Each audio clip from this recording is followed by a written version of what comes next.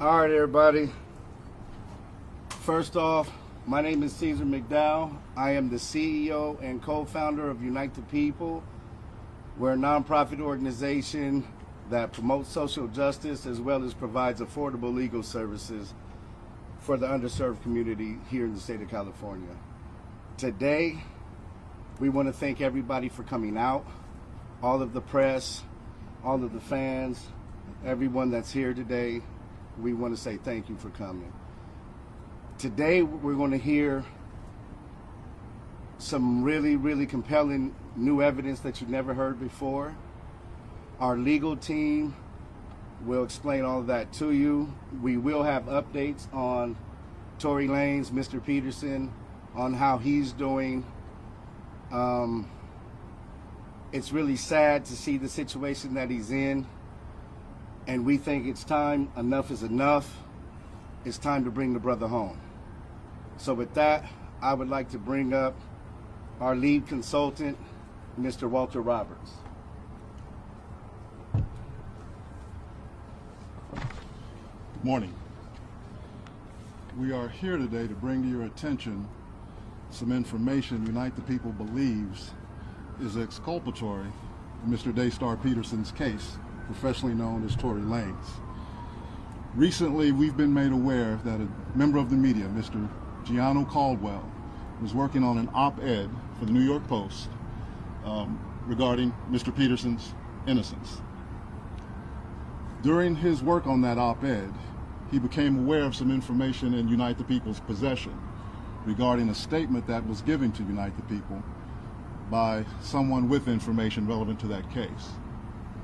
The New York Post recently reached out to the prior district attorney, George Gascon, Megan Pete and her representatives, and Kelsey Harris and her representatives.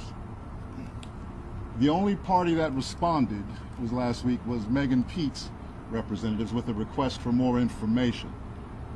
A few days later, Mr. Peterson's brutally attacked in his jail cell. Unite the People represents Daystar Peterson in his appellate process. We filed an appellate brief and a writ of habeas corpus on his behalf. The district attorney's office has already responded. The case is fully briefed. We're just waiting for the appellate court's decision. We were willing to wait for the appellate process to play out, but given that brutal, unprovoked attack, we felt it necessary to come here today to provide you with this information. It is our intention to make a request to the governor to either pardon or commute the sentence of Mr. Peterson, so that when he recovers from this attack, he's not returned to a jail cell, but that he's allowed to go home and recover. Not long ago, Unite the People was approached by a gentleman named Bradley James. Mr. James informed us he was working as the bodyguard and driver for Ms. Kelsey Harris during Mr. Peterson's trial. As such, he was in close proximity and he had privy to conversations she was having with her husband and others. Mr. James informed us he was not under a non-disclosure agreement or a confidentiality agreement and was free to speak with Unite the People, and that he was doing it because his conscience would not let him not speak and leave a man in prison for something he did not do. Mr. James informed Unite the People that he was witness to the conversation Ms. Harris had, where she stated she had the gun, she fired it 3 times, Mr. Peterson grabbed her arm and knocked it down, and the gun fired 2 more times. In essence, Mr. Peterson never shot anybody, never even touched that gun, never fired the gun. This statement aligns with the statement of the only non-party witness to the case, Mr. Sean Kelly, who at trial testified he saw 2 women fighting, 2 men break up the fight, 1 man grabbed the other one's arm. Gunshots came from the passenger side. Passenger side is where Ms. Harris was sitting.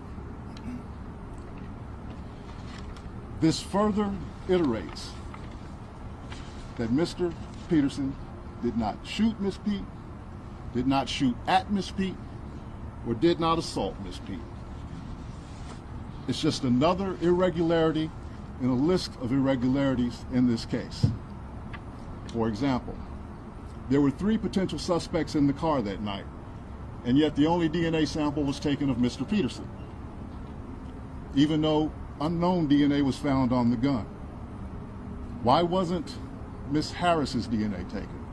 Or was it taken and the information simply never given to the defense?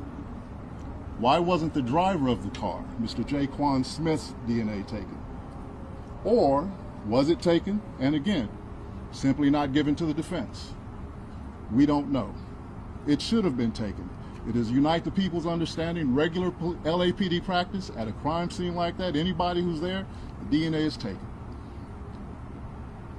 Another irregularity. Why, at Ms. Harris's police interview, was a non-lawyer, non-family member record company executive allowed to participate? Highly irregular situation. Normally, we see cases, strangers are not allowed in these things, but it was in this case. All of these things point to the highly irregular nature of his trial and his conviction. It is our contention that he was wrongly convicted. And while we at first were willing to let the process play out, it is our contention now that if he is not pardoned or released promptly, he may never come out. And that would be the ultimate injustice, is that he gets killed in prison for something he did not do. At this time, I'd like to bring up Mr. Gianno Caldwell, media member who was working on that op-ed for the New York Post. Thank you. Oh, well, just like I suspected, bro. Tory was innocent. I knew something happened, but I know that he wasn't the one that did it. How you doing? Yeah, so the bodyguard just finally admitted that Kelsey, which is Megan's friend, who didn't respond to when Tory's team put out these requests for a response. Megan Thee Stallion people did, but Kelsey didn't. So she shot 3 times. He smacked the gun out of her hand. The gun hit the ground, misfired 2 times. So whatever bullet did it, it was no way, shape, or form Tory's fault. Even if, at the most, it was unintentional by him smacking the gun out of Kelsey's hand. Kelsey was the shooter. I want to hear what y'all got to say about this. Am I surprised? Nope. Because why did the bodyguard go missing right before the trial? Why didn't they test the girl Kelsey DNA? We knew this. I know this. Tory is fucking innocent. I mean, it don't take a rocket science. He just didn't want to snitch. Everybody's like, well, you don't just snitch. That would have fucked up his whole credibility, bro. Even though he's a singer, rapper, and maybe just his morals, you know what I'm saying? Like, he doesn't have to cooperate, but they should be able to, which the law doesn't always do, but they should be able to, get to the bottom of things the legal way, the right way. But, the law doesn't always pan out the way that people want it to pan out. But we all knew this. The ones who really knew it was Kelsey had something to do with that shit. We knew it, bro. Tory was having sex with both of them, exposed it in front of both of them, and you know how girls get, they get fiery, and he really, low-key, he saved her life, because Kelsey probably would have shot her for real. You know what I'm saying? I bet I'm out of breath from eating Starbucks.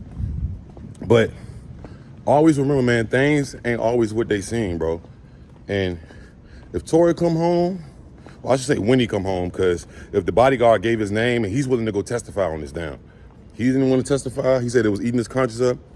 I want to hear apologies to everybody who said Tory was guilty. I want to hear big apologies.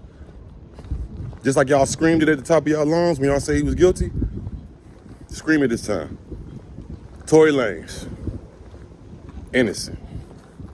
Y'all let me know what y'all think. Like, comment, y'all know if he's gone.